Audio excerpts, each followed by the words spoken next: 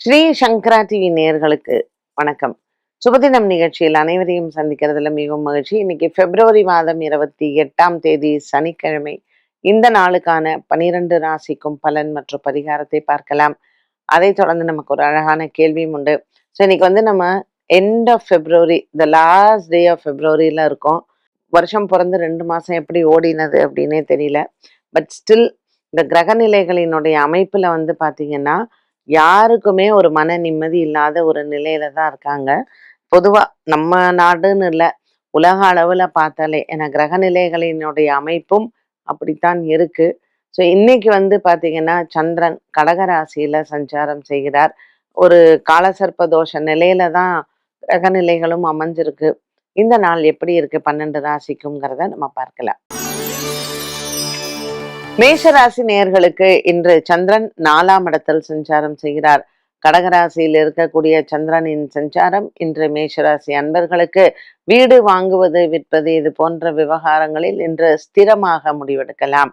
ஸ்திரமான நாளான இன்று சனிக்கிழமை மேஷராசி அன்பர்களுக்கு நல்ல ஒரு மன நிறைவும் சந்தோஷத்தையும் கொடுக்கும்.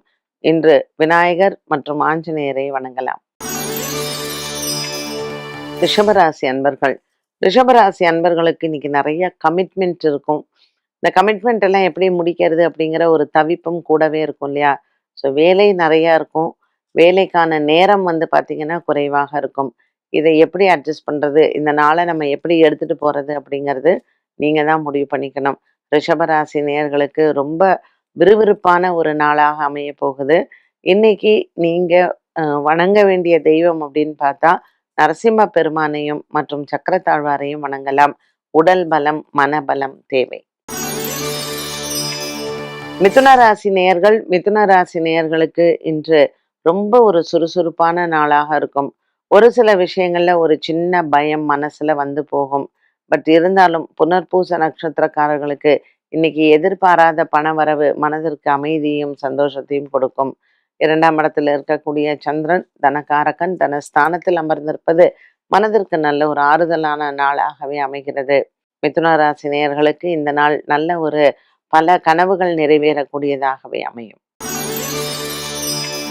கடகராசி அன்பர்களுக்கு இன்று எண்ணற்ற நல்ல பலன்கள் காத்திருக்கிறது. சந்திரன் தன்னுடைய சொந்த ராசியில இருப்பதும் மற்றும் 2ஆம் இடத்துல இருக்கக்கூடிய கேது நமக்கு நல்ல ஞானத்தையும் ஒரு சில விஷயங்கள தெளிவு கிடைக்கும் அப்படின்னு சொல்லுவோம் இல்லையா?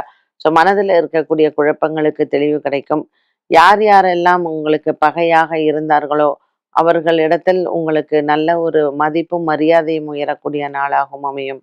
அலுவலக விஷயங்கள், குடும்ப விஷயங்கள் மன அமைதியை கொடுக்கும். சிம்மராசி நேயர்களுக்கு இன்று கொடுத்த கடன் பாக்கிகளை வசூல் செய்யலாம். பல நாட்களாக இருந்து வந்த மன போராட்டங்கள் தீரும். சிம்மராசி நேயர்களுக்கு இன்றைய நாளில் மிகவும் ஒரு நல்ல மன அமைதி கிடைக்க நண்பர்களின் சந்திப்பு மனதிற்கு ஆறுதலை தரும். குடும்ப விஷயங்கள் பலவற்றை இன்றைய நாளில் நீங்கள் பேசி தீர்க்கலாம். இன்று ஆரோக்கியத்திலேயும் முன்னேற்றங்கள் உண்டு. கன்னிராசி நேயர்களுக்கு இன்று கனவுகள் நிறைவேறும். உடன் பிறந்த சகோதர சகோதரிகளிடத்தில் உங்களுக்கு நல்ல ஒரு பாசமும் நேசமும் கிடைக்கும்.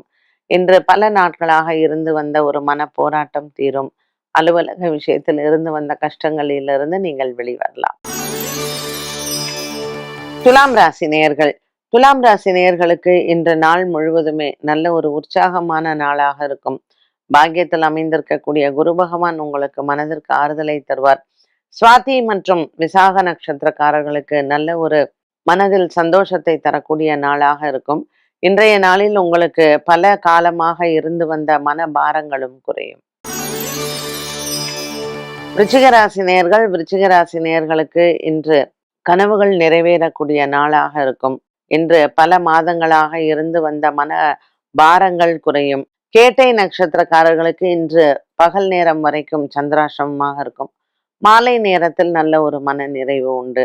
கொடுக்கல் வாங்கல் ஆகிய விஷயங்களில் நீங்கள் சற்று எச்சரிக்கையுடன் இருக்கலாம். நண்பர்களிடத்தில் பேசும் பொழுது கவனம் தேவை. தனுசு ராசி அன்பர்களுக்கு இன்று 8ஆம் இடத்தில் சந்திரன். மூலம் நட்சத்திரக்காரர்களுக்கு சந்திராஷ்டம தினமாக அமைகிறது. குடும்பத்தில் இருக்கக்கூடிய பெரியவர்களின் ஆரோக்கியத்தில் கவனம் தேவை. தனுசு ராசி அன்பர்களுக்கு இன்று பலதரப்பட்ட கஷ்டங்கள் இருந்தாலும் இன்றைய நாளில் உங்களினுடைய தாய் தகப்பனினுடைய ஆரோக்கியத்தில் நல்ல முன்னேற்றங்கள் இருக்கும். இதில் மனம் ஆறுதல் அடையலாம். மகர ராசி நேயர்களுக்கு இன்று அலைச்சல்கள் குறைவாக இருக்கும். சனிக்கிழமையான இன்று ஆஞ்சநேயரை வழிபாடு செய்து நாளை தொடங்கலாம். பல நாட்களாக இருந்து வந்த ஒரு சில விஷயங்கள், குழப்பங்கள், அலுவலக ரீதியாக இருக்கக்கூடிய குழப்பங்களுக்கும் விடை கிடைக்கும். மகர ராசி நேயர்களுக்கு மன சஞ்சலங்கள் தீரும்.